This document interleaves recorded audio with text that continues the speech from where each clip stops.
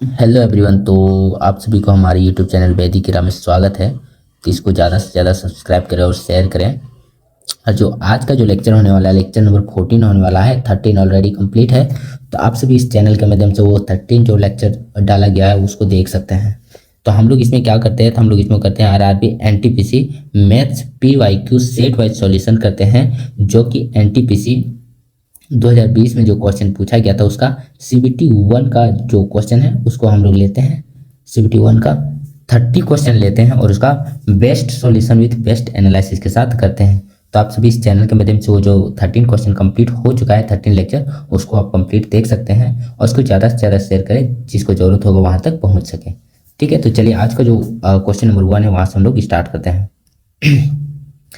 तो question number 1 में आपका बोला गया है कि निम्न आलेख 2010 से 2014 की अवधि में मेरठ में एक कंपनी द्वारा निर्मित बल्लों की संख्या सैकड़ों में दर्शाता है। ठीक है, ये दिया गया। उसके बाद बोला है कि 2010 से 2014 के दौरान निर्मित बल्लों की औसत संख्या क्या है। तो आप सभी यहाँ देख रहे हैं, ये निर्मित बल्लों की संख्या सैकड़ों में दर्शाता है इसके माध्यम से। तो देख सकते हैं 2010 में 30, मतलब सारा सैकड़ों में है तो 30 सैकड़ा है, ये 42.5। तो हम लोग इसका क्या करते हैं, सबका औसत निकालने बोला है। क्या बोला है कि 2010 से 2014 तक का औसत निकालने बोला है। तो हम लोग क्या करेंगे, सबको पहले जोड़ देंगे। सबको जोड़ते हैं तो कितना हो जाएगा, 35 35 70 70 और 30 100। टोटल कितना हो गया 100। इसको जोड़ते हैं 27.5 और ये 42.5। तो ये हो जाएगा 27.5 और अढ़ाई हो जाएगा आपका कितना, 30 और 40। 30 और 40 हो जाएगा 70, यानी कि 70 जोड़ देते हैं तो टोटल कितना हो जाएगा 170। 170 और टोटल कितना है, तो 1 2 3 4 5। 170 का अगर हम लोग 5 से डिवाइड करते हैं तो कितना हो जाएगा, 5 या 15, 5 चौके 20, यानी कि 34। आज सारा सैकड़ों में है तो 3400 हो जाएगा इसका एवरेज औसत। ठीक है, तो हम लोग का ऑप्शन नंबर 4 हो जाएगा इसका आंसर। ठीक है, चलिए आगे बढ़ते हैं। Question number 2। तो क्वेश्चन नंबर 2 में क्या बोला गया है, तो आप सभी देख सकते हैं, निर्मित वृत्त आलेख एक विश्वविद्यालय 7 विभिन्न कॉलेजों PQRST MN के अंग्रेजी ऑनर्स पाठ्यक्रम में दाखिल छात्रों के वितरण को दर्शाता है। ठीक है, ये दिया गया। बोला गया कि percentage of student enrolled in English honours. चलिए, तो हम लोग को क्वेश्चन में आंसर इसका क्या निकालना है, तो ये तो हम लोग पढ़ लें। इसके बाद बोला है कि यदि 7 कॉलेजों में अंग्रेजी ऑनर्स पाठ्यक्रम में दाखिल छात्रों की कुल संख्या, जो टोटल यहाँ जो दाखिल हुआ है, टोटल जो एनरोल हुआ है स्टूडेंट, वो कितना है 2800 2800। तो बोला है कि कॉलेज एम और एस में कितने छात्र पाठ्यक्रम में दाखिल होते हैं, मतलब एम और एस में कितना स्टूडेंट जो है एनरोल होते हैं। तो हम लोग एम देख लेते हैं, एम कौन सा है, ये दिख रहा है। तो एम कितना है टोटल, यहाँ आप देख सकते हैं एम ये हो गया तो 17%। और एस, तो एस हम लोग ये देख रहे हैं, तो एस में कितना है 14%। तो ये हो गया एस। तो एम प्लस एस करते हैं तो कितना हो जाएगा 17 + 14। 17 + 14 हो जाएगा आपका 31, यानी कि टोटल स्टूडेंट कितना है, total number of student 2800 enrol हुए हैं। तो 2800 का 31% कितना हो जाएगा, तो 31%। तो यहाँ से हम लोग सोल्यूशन करते हैं तो परसेंट से ये 00 कैंसिल, 31 × 28 करेंगे तो आपका हो जाएगा यूनिट डिजिट, आपका ये इसको मल्टीप्लाई करेंगे, यूनिट डिजिट 8 आएगा, मतलब 868 हो जाएगा। ठीक है, चलिए आगे, ऑप्शन नंबर 3 आंसर हो जाएगा। चलिए आगे बढ़ते हैं। Question number 3। क्वेश्चन नंबर 3 में आपका क्या बोला गया है, बोला गया है कि दी गई तालिका 2014 से 2018 तक के दौरान दिल्ली में 4 अलग अलग जिम में शामिल होने वाले लोगों की संख्या को दर्शाता है। ठीक है, उसके बाद क्वेश्चन में क्या बोला गया है, ये सारा दे दिया गया है डाटा। उसके बाद यहाँ बोला कि 2018 में जिम ए में शामिल, 2018 का जिम ए कितना है 278 शामिल होने वाले लोगों की संख्या 2016 में, 2016 ये है, 2016 में जिम डी में शामिल होने वाले लोगों की संख्या से कितने प्रतिशत अधिक है। तो हम लोग यहाँ देख लेते हैं 2018 में कितना है 278, 2018 में। ठीक है, 2016 में कितना है 239, इससे कितना अधिक है। तो हम लोग यहाँ देख रहे हैं कितना अधिक है, तो 18 में हो गया तो 9 और 6 में 3 गया तो 339 अधिक है, किससे 239 से। 239 से तो कितना परसेंट हो जाएगा, यहाँ से हम लोग निकाल देना है। तो हम लोग यहाँ सॉल्यूशन करते हैं तो क्या हो जाएगा, हम लोग एवरेज मान लेते हैं। अगर ये हो जाएगा 40 में 240 का कितना परसेंट है, तो 40 इसको काटेंगे तो 1/6 हो जाएगा। 1/6 आपका कितना होता है 1/6 आपका हो जाता है 16.66%, ये होता है। तो इससे कम होगा लगभग, ठीक है, इससे कम हो जाएगा तो आपका हो जाएगा लगभग 16% के आसपास, ठीक है। चलिए, तो इसका आंसर आ जाएगा लगभग, इसको सोल्यूशन करते कितना आ जाएगा 16% के आसपास। नेक्स्ट बढ़ते हैं क्वेश्चन नंबर 4। क्वेश्चन नंबर 4 में क्या बोला गया है, दिया गया आलेख निर्मित बल्लों की संख्या सैकड़ों में दर्शाता है और निम्नलिखित रेखा आलेख 2010 से 14 की अवधि में मेरठ के एक कारखाने द्वारा न बिकने वाले बल्लों का प्रतिशत दर्शाता है। ये नहीं बिकने वाला ये दिखाता है और ये बल्लों की संख्या सैकड़ों में दर्शाता है। तो क्वेश्चन में आपको बोला गया है कि 2010 और 2014 में बेचे गए बल्लों की संख्या के बीच का अंतर कितना है, ठीक है। तो 2010 ये हो गया, तो नहीं बिकने वाला का प्रतिशत कितना है 20%, तो यहाँ टोटल बिका कितना है 30, मतलब 3000, सॉरी टोटल बना कितना है 3000, ठीक है, जिसमें से नहीं बिका है कितना 20%, तो बिका कितना होगा 80%, ठीक है। हम लोग इसका सोल्यूशन करते हैं, कितना आ जाएगा 2010 में, ये कितना है 2010 का है, तो 80% बिका होगा तो परसेंटेज 2 जीरो कर दे 8 3 24, यानी कि टोटल जो बिका होगा कितना होगा 2400। उसके बाद बोला है 2014 में, तो 2014 में कितना नहीं बिका है, तो 24% नहीं बिका, ठीक है। तो टोटल कितना था 3500, 2014 में टोटल कितना था 3500, सैकड़ों में निर्मित हुआ है और 24% नहीं बिका है, तो बिका कितना होगा 24% नहीं बिका है तो 76% बिक गया होगा, ठीक है। तो हम लोग यहाँ सॉल्यूशन करते हैं तो कितना हो जाएगा, ये परसेंट तो कैंसिल हो जाएगा। उसके बाद हम यहाँ मल्टीप्लाई करते हैं तो 35 मल्टीप्लाई 76, ठीक है। तो 6 5 30 के शून्य हाथ में 3 6 3 18 7 5 35 6 3 18 7 5 35 18 और 35 कितना हो जाएगा 18 5 23 53 ये हो जाएगा आपका 53 3 56 के 6 हाथ में 5 7 या 21 21 और 5 हो जाएगा आपका कितना 21 और 5 28, ठीक है। तो आपका जो 2014 में बिक गया है वो टोटल कितना है 2860 और 2024 में सॉरी 2010 में जो बिका है वो कितना है 2400, तो ये दोनों का डिफरेंस कितना हो जाएगा 7 या 21 और 5 26 या 2660 होगा, ठीक है, सॉरी 7 या 21 और जो 5 था 26 हो जाएगा, तो दोनों का डिफरेंस कितना हो जाएगा 260, ठीक है। तो आपका यहाँ ऑप्शन नंबर 4 हो जाएगा आंसर। चलिए आगे बढ़ते हैं क्वेश्चन नंबर 5 में। तो क्वेश्चन नंबर 5 नॉर्मल सा क्वेश्चन है, सरल कीजिए, तो इसको आप लोग सॉल्यूशन करके कमेंट बॉक्स में इसका आंसर जरूर दीजिएगा, ठीक है। चलिए आगे बढ़ते हैं क्वेश्चन नंबर 6। क्वेश्चन नंबर 6 में बोला गया 3 क्रमागत पूर्णांकों को बढ़ते क्रम में लेने पर उन्हें क्रमशः 2 3 और 4 से गुना करने पर 74 का योग होता है, तो सबसे बड़ी संख्या क्या है। तो आप तो कर सकते हैं, पहला संख्या 1 से, दूसरा 3 क्रमागत पूर्णांकों का बढ़ते क्रम में, तो दूसरा हो जाएगा x + 1, तीसरा हो जाएगा x + 2, ठीक है। अगर इसको मल्टीप्लाई करते हैं 2 से, इसको मल्टीप्लाई करते हैं 3 से, इसको मल्टीप्लाई करते हैं 4 से, ठीक है।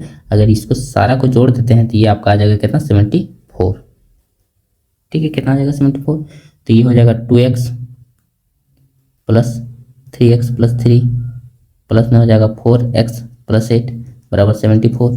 यहाँ से आप कर सकते हैं 2 3 5 4 9 9x बराबर 8 3 11 उधर जाके घट जाएगा तो कितना हो जाएगा 63, यानी x बराबर हो जाएगा कितना 9 7 63 7, ठीक है। 7x बराबर 7 हो गया। तो बोला है सबसे बड़ी संख्या क्या है, सबसे बड़ी संख्या हम लोग क्या है x + 2, यानी कि x + 2 आपका कितना हो जाएगा 7 + 2 = 9, ठीक है। तो यहाँ आसानी से आपका क्वेश्चन बन जाएगा, तो ऑप्शन नंबर 1 हो जाएगा आपका आंसर 9 हो जाएगा, ठीक है। चलिए आगे बढ़ते हैं क्वेश्चन नंबर 7। क्वेश्चन नंबर 7 बोला गया कि यदि संख्या 356yx 90 से विभाज्य है तो y - x का मान क्या होगा, ठीक है। देखिए 90 में क्या है 9 गुना में 10, 10 से विभाज्य होने के लिए लास्ट का जो यूनिट डिजिट है वो 0 होना ही पड़ेगा, ठीक है। तो आपका ये जो संख्या हो जाएगा ये क्या हो जाएगा x बराबर आपका 0 हो जाएगा, x बराबर 0। और 9 से डिवाइड होने के लिए कोई भी संख्या अगर 9 से डिवाइड है तो उसका जो डिजिट का सम होगा वो 9 से कटना चाहिए। तो हम लोग यहाँ डायरेक्टली निकाल सकते हैं 3 5 8 8 6 14 y की जगह हम क्या रखेंगे 9 से डिवाइड होना चाहिए क्योंकि ये तो 0 हो गया, तो y की जगह हम लोग 4 रखते हैं तो 14 4 18 हो जाएगा, और 18 9 से डिवाइड है, यानी कि y की जगह में कितना हो जाएगा 4। तो बोला है कि 4 - 0 कितना हो जाएगा 4, ठीक है। तो आपका ऑप्शन नंबर 2 हो जाएगा आंसर 4। चलिए आगे बढ़ते हैं। Question number 8। क्वेश्चन नंबर 8 में आपको बोला गया कि एक परीक्षा में 41% छात्र अर्थशास्त्र में अनुत्तीर्ण होते हैं, 35% छात्र भूगोल में अनुत्तीर्ण होते हैं और 39% छात्र इतिहास में अनुत्तीर्ण होते हैं। 5% छात्र जो है तीनों विषय में अनुत्तीर्ण होते हैं। 14% छात्र अर्थशास्त्र और भूगोल में, 21% छात्र भूगोल और इतिहास में, 18% छात्र इतिहास और अर्थशास्त्र में अनुत्तीर्ण होते हैं। केवल अर्थशास्त्र में अनुत्तीर्ण होने वाले छात्रों का प्रतिशत ज्ञात कीजिए। ठीक है, चलिए तो हम लोग ये है इकोनॉमिक्स ले लेते हैं। इकोनॉमिक्स मतलब अर्थशास्त्र। दूसरा क्या है? दूसरा भूगोल है, तो हम लोग दूसरा भूगोल ले लेते हैं, जियोग्राफी। ठीक है, तीसरा क्या है? हिस्ट्री, इतिहास। ये होगी। सबसे पहले हम लोग करना है कि जो तीनों में अनुत्तीर्ण है, तो तीनों में कितना परसेंट अनुत्तीर्ण है? 5% छात्र तीनों विषय में अनुत्तीर्ण है, तो 5% जो छात्र है वो तीनों में अनुत्तीर्ण है। उसके बाद देख लेते हैं इसके जस्ट आगे 14% जो छात्र है अर्थशास्त्र मतलब इकोनॉमिक्स और भूगोल में है, तो 5 तो यहाँ हो गया, तो 14 बनाने के लिए जियोग्राफी और इकोनॉमिक्स में कितना हो जाएगा? 9। ठीक है, 9 5 14% इकोनॉमिक्स और जियोग्राफी में अनुत्तीर्ण है। उसके बाद हम लोग देख लेते हैं, ये हो गया। ठीक है, नेक्स्ट हम लोग देखते हैं तो 21% जो छात्र है भूगोल और इतिहास में अनुत्तीर्ण है। भूगोल और इतिहास में कितना? 21%, तो 5 यहाँ हो गया, तो 21 बनाने के लिए कितना हो जाएगा यहाँ? 16%। 16 5 21% ज्योग्राफी और हिस्ट्री में अनुत्तीर्ण है। 18% छात्र जो है इतिहास और अर्थशास्त्र में, 18%, तो 5 यहाँ हो गया, तो ये कितना हो जाएगा? 13%। ठीक है, और हम लोग का बोला है कि केवल अर्थशास्त्र में, तो अर्थशास्त्र में टोटल अनुत्तीर्ण कितना है? तो टोटल अर्थशास्त्र में अनुत्तीर्ण है 41%।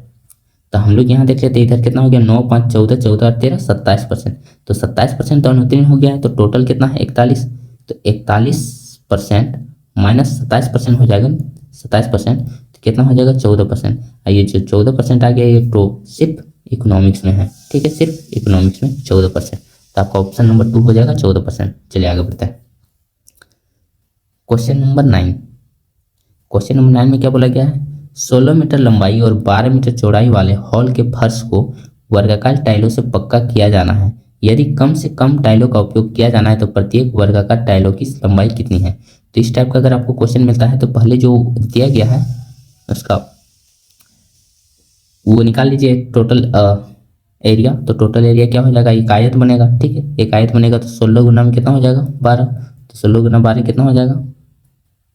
ये आपका एरिया हो गया, ये आपका ये हो गया एरिया। ठीक है, और इसका एलसीएम निकाल लीजिए। इसका एलसीएम कितना हो जाएगा? एलसीएम तो 16 और 12 का एलसीएम आपका हो जाएगा 48। ठीक है, तो आपको कुछ नहीं करना है, ये जो निकालने वाला प्रत्येक वर्गाकार टाइलों की संख्या की लंबाई कितनी होगी?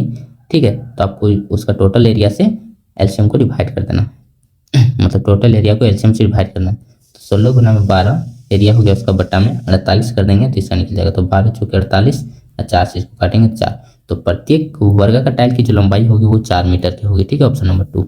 चलिए आगे बढ़ते हैं। Question number 10। क्वेश्चन नंबर 10 में बोला है किन्हीं दो निरंतर सम संख्याओं का गुणनफल जो हमेशा विभाज्य होता है। तो आप सम संख्या ले लीजिए, क्या होता है? 2 4 6 8 10 12, ये सम संख्या होता है। तो हम लोग सम संख्या को मल्टीप्लाई करके देखते हैं, तो 2 गुना में 4, ये 8 गुना में 1 हो गया। ठीक है, 4 गुना में 6, ये कितना होता है? 24। इसको लिख सकते हैं 8 गुना में 3। उसके बाद ले लीजिए कितना? 6 8, तो ये कितना हो गया? 8 गुना में 6। ठीक है, यानी आपको यहाँ जो कॉमन संख्या दिख रहा होगा वो आपको 8 देखने को मिल रहा है, 8। ठीक है, तो यहाँ जो बोला है कि हमेशा विभाज्य होगा वो कौन सा संख्या से होगा? 8 से, तो ऑप्शन नंबर 3 आपका आंसर हो जाएगा। चलिए आगे बढ़ते हैं क्वेश्चन नंबर 11 में। क्वेश्चन नंबर 11 में बोला है कि पानी के एक ड्रम को 3/4 भाग भरा हुआ है। जब इसमें 9 लीटर पानी निकाल लिया जाता है तो 1/2 भाग भरा रहता है। ड्रम की क्षमता क्या है? तो हम लोग टोटल मान लेते हैं 4 यूनिट है। कितना? ड्रम की जो क्षमता है वो 4 यूनिट है, तो 4 यूनिट में 3/4 इसका भरा हुआ है, तो इसका 3/4 करते हैं तो कितना हो जाएगा? 3/4, तो 3 यूनिट भरा हुआ है। इसमें से 9 लीटर निकाल लिया जाता है, इसमें से 9 लीटर निकाल लिया जाता है। ठीक है, 3 यूनिट में से 9 लीटर निकाल लिया जाता है, तो इसका 1/2 भरा भाग रहता है। तो 4 का 1/2 कितना हो जाएगा? 2 यूनिट। ठीक है, तो 3 यूनिट में 9 लीटर निकाल लिया, 3 यूनिट में 9 लीटर निकाल लिया, तो बचा कितना 2 यूनिट, यानी 1 यूनिट कम हुआ। 1 यूनिट का मान कितना हुआ 9 लीटर, तो टोटल यूनिट कितना है 4 यूनिट, तो 4 यूनिट का मान कितना हो जाएगा 36 लीटर। ठीक है, तो इसका ड्रम की जो क्षमता है वो टोटल कितना है 36 लीटर। ठीक है, आपका ऑप्शन नंबर 4 हो जाएगा आंसर 36 लीटर। चलिए आगे बढ़ते हैं। क्वेश्चन नंबर 12, क्वेश्चन नंबर 12 में बोला है कि ए बी सी का क्षेत्रफल 39 सेंटीमीटर स्क्वायर है। बी सी पर दो बिंदु डी और ई इस प्रकार है कि बी डी बराबर डी बराबर ई सी, तो त्रिभुज ए डी सी का क्षेत्रफल कितना होगा। ठीक है, तो हम लोग यहाँ आसानी से निकाल सकते हैं। आप देख सकते हैं ये और त्रिभुज ए बी सी है। ठीक है, ये त्रिभुज ए बी सी है जिसमें से बोला गया है कि बी सी पर बिंदु डी और ई इस प्रकार है कि बी डी बराबर डी बराबर ई सी है। ठीक है, तो हम लोग यहाँ देख रहे हैं बी डी बराबर डी बराबर ई सी है। ठीक है, तो हम लोग यहाँ एक परपेंडिकुलर खींचते हैं। ठीक है, एक सेकंड, ये परपेंडिकुलर खींचे, मान लीजिए ये पी है, कोई पॉइंट पी है। ठीक है, तो ये सबके लिए एक हाइट हो गया, जो ए पी है ये सभी के लिए हाइट हो गया। ठीक है, तो हम लोग क्या जानते हैं, अगर किसी भी ट्रायंगल का एरिया निकालते हैं तो होता है बेस गुना में height, 1/2 multiply base into height होता है। ठीक है, बेस इंटू हाइट होता है। ठीक, तो हम लोग अगर बी डी का एरिया निकालते हैं, त्रिभुज A B D, area of त्रिभुज ए बी डी, तो क्या हो जाएगा 1/2 गुना में 1/2 गुना में आपका हो जाएगा बी डी गुना में पी, क्योंकि हाइट जो इसका क्या है पी है, त्रिभुज ए बी डी का। सेम अगर ट्रायंगल ए डी ई का निकालते हैं, ठीक है, ए डी ई, तो 1/2 गुना में डी गुना में पी हो जाएगा। ठीक है, सेम उसी तरह ट्रायंगल ए ई सी का निकालते हैं, ए ई सी का, तो 1/2 गुना में ई सी गुना में ए पी हो जाएगा, क्योंकि सबका हाइट जो क्या है सेम है। और यहाँ सबका बेस बराबर है, सबका बेस बराबर है तो सबका एरिया क्या हो जाएगा बराबर हो जाएगा, सबका एरिया जो है क्या बराबर हो जाएगा। और सबका एरिया बराबर है तो हम लोग का जो निकालने बोला है कि त्रिभुज ए डी सी का क्षेत्रफल कितना हो जाएगा, त्रिभुज ए डी सी का क्षेत्रफल कितना हो जाएगा। ठीक है, ये निकालने बोला है, तो हम लोग इसका एरिया निकालने के लिए टोटल एरिया का, टोटल त्रिभुज ए बी सी का क्षेत्रफल का 2/3 गुना हो जाएगा। ठीक है, 2/3 गुना हो जाएगा किसका क्षेत्रफल, तो त्रिभुज ए डी सी का क्षेत्रफल। ठीक है, तो त्रिभुज ए डी सी का क्षेत्रफल, तो ए बी सी का क्षेत्रफल टोटल कितना है, तो 39 गुना में 2/3 बराबर हो जाएगा त्रिभुज ए डी सी का क्षेत्रफल। तो 3 से 13 3 40, यानी 13 दूना 26 हो जाएगा। तो ऑप्शन नंबर 3 हो जाएगा आपका आंसर। ठीक है, चलिए आगे बढ़ते हैं। क्वेश्चन नंबर 13, क्वेश्चन नंबर 13 सरल कीजिए, तो इसका आंसर आप कमेंट बॉक्स में जरूर करें। ठीक है, चलिए आगे बढ़ते हैं। क्वेश्चन नंबर 14, क्वेश्चन नंबर 14 बोला कि एक कार समुद्र तल से 180 मीटर की ऊंचाई पर निगरानी टावर से एक दुश्मन की नींव को देखता है, जो 60 डिग्री के अवनमन कोण पर है। टावर की सतह से नाव की दूरी क्या है।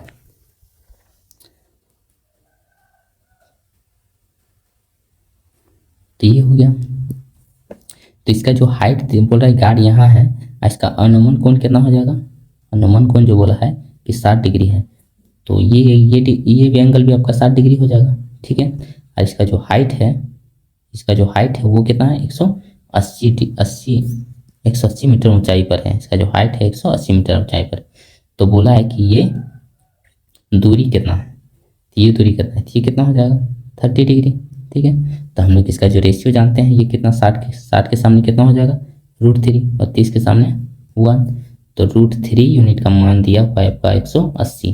तो 1 यूनिट का मान निकालना है, तो 1 यूनिट का मान निकालने के लिए 180 बटा में √3। ठीक है, तो √3 बटा में √3 आपका यहाँ सोल्यूशन करते हैं, तो 3 √3 मान 3 हो जाएगा, 3 से इसको काटेंगे तो 60, यानी कि आपका हो जाएगा 60√3। ठीक है, इसका जो डिस्टेंस हो जाएगा वो कितना हो जाएगा 60√3। ऑप्शन नंबर 3 आपका आंसर हो जाएगा। चलिए आगे बढ़ते हैं। क्वेश्चन नंबर 15, क्वेश्चन नंबर 15 में आपको बोला गया है कि मान ज्ञात कीजिए, ठीक है, तो हम लोग जानते हैं cos 270 minus theta is equal to minus sine theta. ठीक है, साइन 180 माइनस थीटा पे क्या हो जाएगा, sine theta. Sine 180 minus theta का क्या हो जाएगा, साइन थीटा। उसके बाद साइन 270 माइनस थीटा पर क्या हो जाएगा, माइनस कोस थीटा। ठीक है, तो हम लोग यहाँ देखते हैं कोस स्क्वायर 270 माइनस 5, आपका ये क्या हो जाएगा, कोस 270 चेंज हो जाएगा साइन में, और साइन माइनस साइन हो जाएगा। ठीक है, माइनस साइन 5 माइनस साइन 5 ये स्क्वायर में हो जाएगा। ठीक है, माइनस में आपका ये क्या हो जाएगा, साइन स्क्वायर 180, तो ये चेंज नहीं होने वाला, तो ये आपका हो जाएगा साइन स्क्वायर 5। ठीक है, फिर यहाँ प्लस में प्लस ये साइन स्क्वायर पाई बाई 2, आपका साइन स्क्वायर पाई बाई 2 आपका कितना हो जाएगा, 1 हो जाएगा।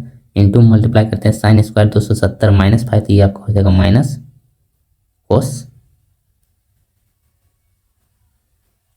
Cos square 5।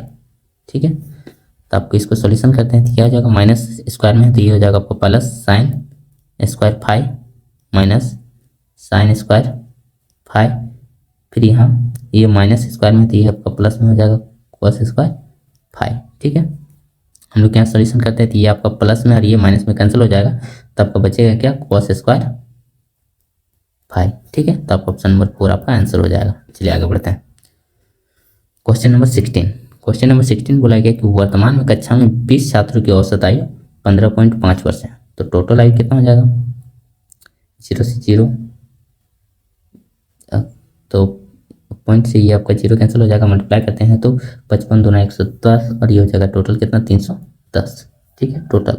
उसके बाद बोला है कि कक्षा की वर्तमान आयु कक्षाध्यापक की वर्तमान आयु कितना है, टोटल 47 वर्ष, तो 47 वर्ष जोड़ देते हैं तो 357 हो गया। ठीक है, उसके बाद 5 वर्ष के बाद 20 और 21 हो जाएगा, क्योंकि कक्षाध्यापक का भी औसत आयु लेना है, तो उसका 20 और 21 बचे 105 हो जाएगा, टोटल जोड़ते हैं तो कितना हो जाएगा, 462। ठीक है, अब बोला है इसका टोटल औसत आयु कितना हो जाएगा 5 वर्षों के बाद, टोटल औसत आयु 5 वर्षों के बाद हम लोग यहाँ ऐड करनी है तो कितना हो जाएगा, टोटल स्टूडेंट कितना हो जाएगा 21, तो 21 दूना 42, 21 दूना 42, 22 वर्ष हो जाएगा 5 वर्षों के बाद औसत आयु टोटल। ऑप्शन नंबर 3 आपका आंसर हो जाएगा। चलिए आगे बढ़ते हैं। Question number 17। क्वेश्चन नंबर 17 आपका क्या हो जाएगा, तो बोला है 20 मीटर और 14 मीटर की ऊंचाई वाले 2 खंभों के शीर्ष पर एक तार से जुड़ा हुआ है, एक ये हो गया, दूसरा ये हो गया। ठीक है, इसका ये टेंशन बोला है कि जो बोला है कि शीर्ष से, इसका जो शीर्ष है इसका शीर्ष बिंदु है, ये दोनों के एक तार से जोड़ा गया है। ठीक है, ये दोनों के एक तार से जोड़ा गया है, तो बोला है कि जो 36 से 30 डिग्री का कोण बनाता है, मतलब कि इसका जो एंगल है वो कितना है, 30 डिग्री का एंगल बनता है, 30 डिग्री का। तो बोला है कि तार की लंबाई ज्ञात कीजिए, तो ये इसका जो टोटल हाइट है कितना है 20, और इसका जो टोटल हाइट है कितना है 14, तो ये भी इसका 14 हो जाएगा, तो ये डिस्टेंस कितना हो जाएगा 6 मीटर। ठीक है, ये 6 मीटर हो गया, तो हम लोग यहाँ 30 के सामने जानते हैं। ठीक है, तो ये हो गया 30, तो ये कितना हो जाएगा 60, ये कितना हो जाएगा 60, और ये कितना हो जाएगा 90। ठीक है, तो हम लोग जानते हैं 30 के सामने होता है 1 और 60 के सामने √3 और 90 के सामने 2, तो बोला है कि तार की लंबाई, तो तार की लंबाई कितना है, 1 यूनिट का मान 6 है, तो 2 यूनिट का मान कितना हो जाएगा, तार की लंबाई 12 मीटर। ऑप्शन नंबर 4 आपका आंसर हो जाएगा 12 मीटर। ठीक है, चलिए आगे बढ़ते हैं। Question number 18। क्वेश्चन नंबर 18 बोला है कि रजनी, मोहन और रिजवान, ठीक है, रिजवान, इसमें बोला गया है कि यहाँ देखते हैं तो मोहन रिजवान से 20% अधिक काम करता है। अगर मान लीजिए 100 काम करता है, इससे 20% अधिक काम करता है, तो इससे 20% अधिक काम 120 करेगा। फिर बोला है कि यहाँ देखते हैं तो रजनी मोहन से 25% कम काम करती है। ठीक है, रजनी जो है मोहन से 25% कम काम करती है, और मोहन रिजवान से 20% अधिक काम करता है। ठीक है, ये हो गया। यहाँ कम काम करती है मतलब इसका 75% करती होगा, इसका 75% कितना हो जाएगा 90।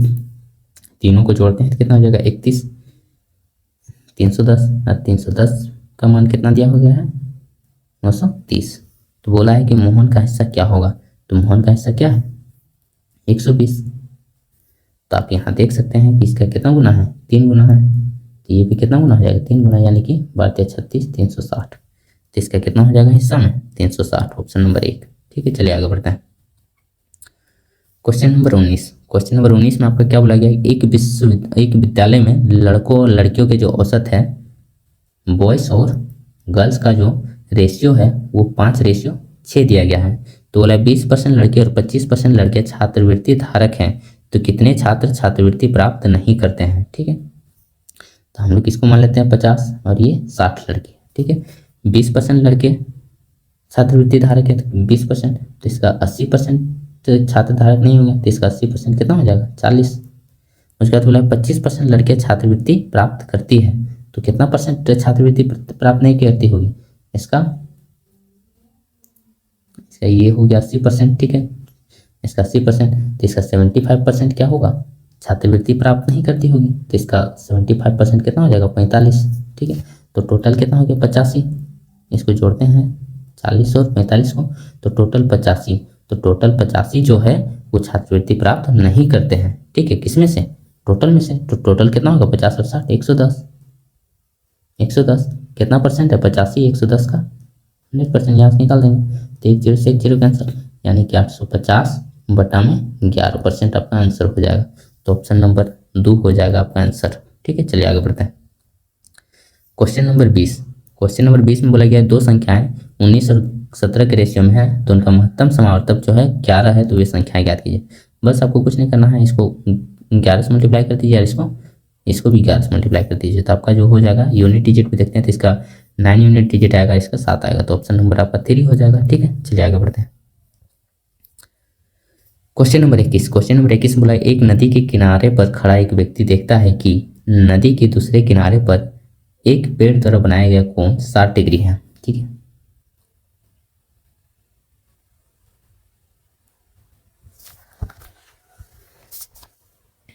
आपका ये दिया गया,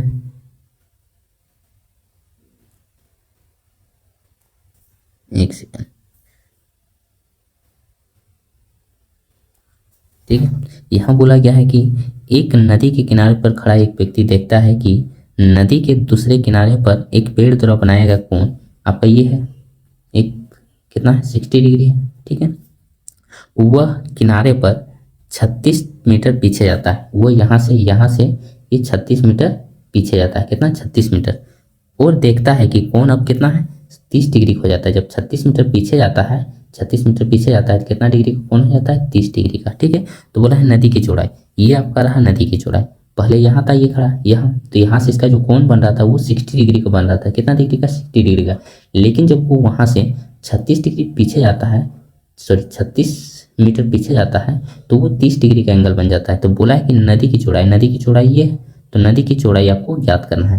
तो आपको कभी भी इस टाइप का क्वेश्चन मिलता है कि 60 डिग्री और ये 30 डिग्री पीछे चल जाता है, तो ये आपका ये जो रेशियो आप ले लेते हैं तो ये आपका हो जाता है 2 आपका यहाँ हो जाएगा, आपका ये जो हाइट हो जाएगा वो √3 हो जाएगा, और ये आपका टोटल 3 होगा, ये टोटल तो डिस्टेंस है वो आपका 3 होगा, जिसमें से ये आपका हो जाएगा कितना 2 यूनिट, और आपका ये जो हो जाएगा कितना 1 यूनिट में बढ़ जाएगा। ठीक है, 2 यूनिट और 1 यूनिट में, तो आपका 2 यूनिट का मान आपका कितना दिया हुआ 36, तो 1 यूनिट का मान आपका हो जाएगा 18, यानी कि नदी की जो चौड़ाई है वो कितना है 18 मिनट। आपका ऑप्शन नंबर 3 हो जाएगा आंसर।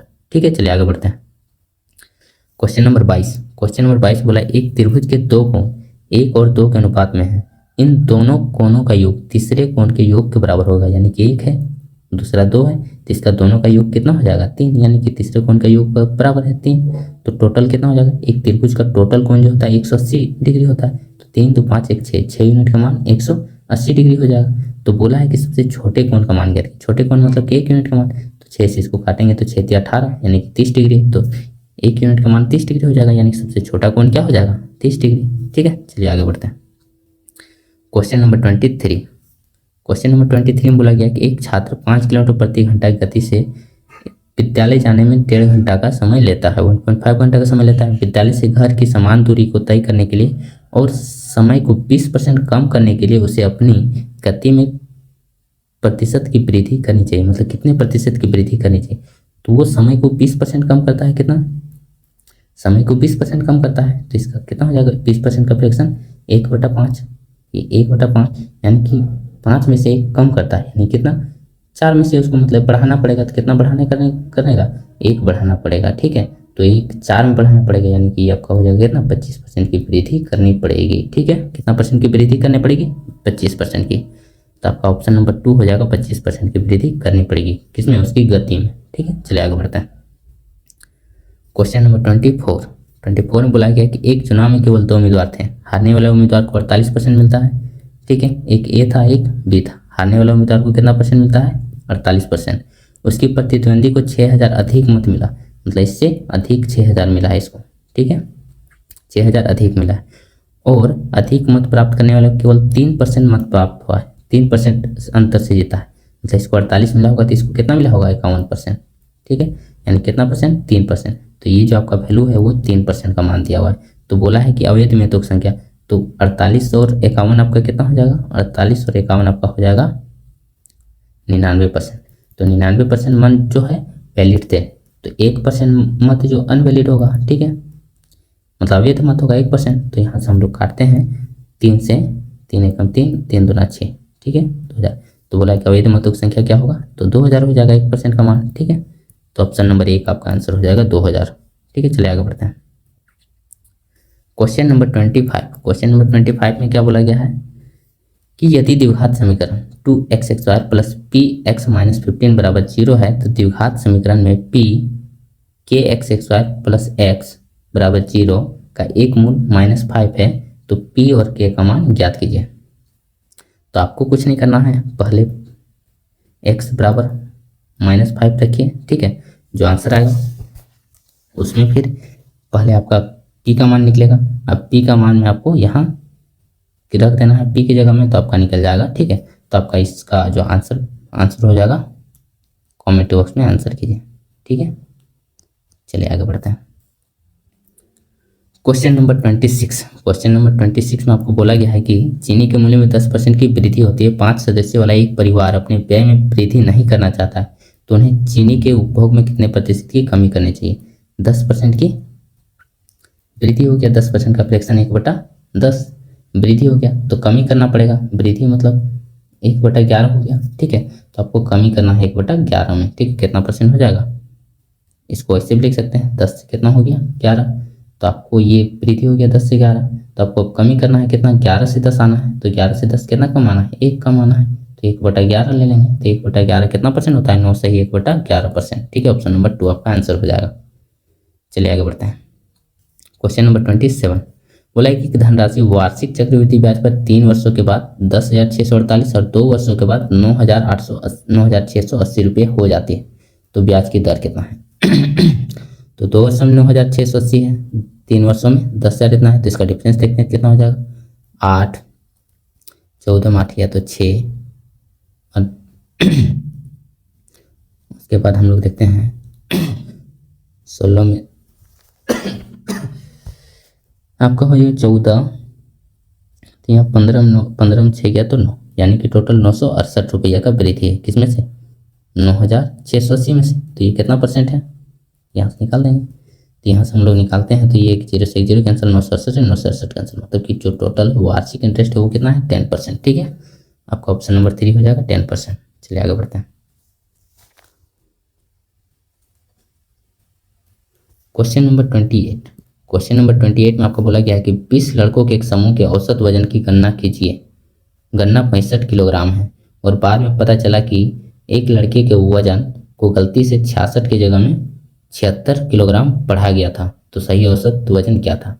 तो 65 उसका जो गलत था। ठीक है, 65 गलत था, क्यों, क्योंकि 66 की जगह में वो 76, यानी कितना बढ़ती ले लिया था 10 ज़्यादा लिख लिया था। कितना 10 ज़्यादा ले लिया था, तो 10 हम लोग को कम करना पड़ेगा, 10 कम करना पड़ेगा औसत में। तो औसत टोटल कितना है 20 लड़का है, तो 10 बटा में 20 करेंगे, 10/20 करेंगे तो कितना हो जाएगा, 0.5 का कमी करना पड़ेगा, यानी कि इसमें 0.5 का कमी करते हैं तो कितना हो जाएगा 64.5। ठीक है, आपका ऑप्शन नंबर 4 हो जाएगा आंसर।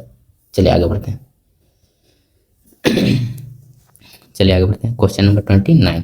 ठीक है, 29 बोला गया कि एक स्थिर जल में एक नाव की जो गति है 15 किलोमीटर प्रति घंटा है और धारा की गति है 3 किलोमीटर प्रति घंटा है। दो चक्कर अर्थात एक सिरे से दूसरे पर जाना और वापस आना तथा समान प्रक्रिया को दोहरा पूरे करने में धारा के प्रतिकूल और धारा के अनुकूल, धारा के प्रतिकूल लेते हैं तो कितना हो जाएगा 12 किलोमीटर प्रति घंटा, और धारा के अनुकूल लेते हैं तो 18 किलोमीटर प्रति घंटा हो जाएगा। बोला है कि समय के बीच का अंतर जो है 10 मिनट है। ठीक है, दोहरा किया मतलब दोबारा किया इसलिए 10 मिनट, एक बार हम लोग करते हैं तो कितना 5 मिनट का अंतर रहता है। ठीक है, 5 मिनट का अंतर रहता है एक बार में, तो दोनों सिरों के बीच की दूरी कितना है। ठीक है, तो आपका ये स्पीड हो गया 12 किलोमीटर प्रति घंटा और ये 18 किलोमीटर प्रति घंटा, ये प्रतिकूल हो गया और ये अनुकूल हो गया। ये स्पीड हो गया तो टाइम का रेशियो क्या हो जाएगा इसका जस्ट अपोजिट, तो अपोजिट कितना हो जाएगा 6 दूना 12 6 तिया 18, यानी कि 3:2 हो जाता है। ठीक है, तो इसका जो डिफरेंस देखते हैं, इसका जो डिफरेंस कितना है 1 मिनट, 1 मिनट का मान कितना है 5 मिनट, इसका जो अंतर है 5 मिनट। ठीक है, तो हम लोग यहाँ देखते हैं ये कितना लिया होगा 10 मिनट लिया होगा, 2 यूनिट का मान 10 मिनट, यानी कि 18 की स्पीड से 10 मिनट में कितना जाएगा 3 किलोमीटर। ठीक है, यानी कि जो उसका डिस्टेंस होगा वो कितना होगा 3 किलोमीटर, ऑप्शन 3।